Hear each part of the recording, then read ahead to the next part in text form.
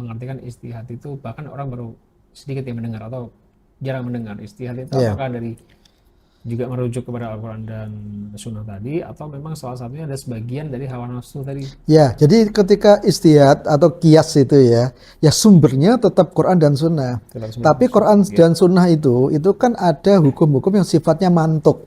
Mantuk itu maksudnya hukum yang memang disebut dalam Al-Quran secara letterlek.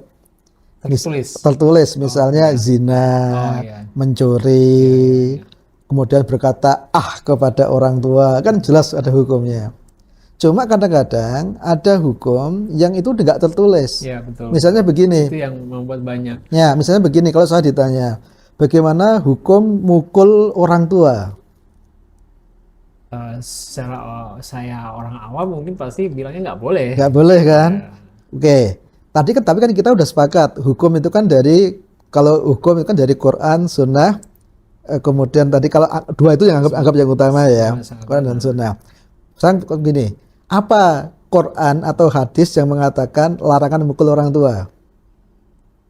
Kalau di Quran Kan nggak ada. Baik, Adanya itu apa? Adanya ayat Al-Quran, wala taqul lahuma uff. Jangan engkau katakan kepada kedua orang tua kata uff atau ya. Kenapa? Karena itu menyakiti orang tua. Kayak. Nah, kemudian dari situ para ulama itu menggali.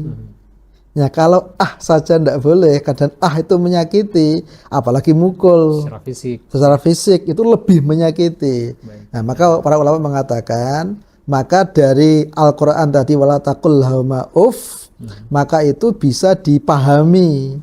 Mukul juga tidak boleh. Ya, ini bisa jadi itu kayak turunannya gitu. Ya, kayak turunannya. Lebar ya. Ya. Nah, itulah yang kemudian oleh para ulama dikatakan sumber hukum itu ada 4 akhirnya. Yang utama Al-Quran, kemudian yang kedua adalah As-Sunnah, yang ketiga adalah ijma' sahabat, terus yang keempat itu adalah qiyas yang syar'i. Itu yang disepakati, itulah sumber hukum Islam. Sampai sumbernya, sampai batasannya itu ya. Batasannya itu.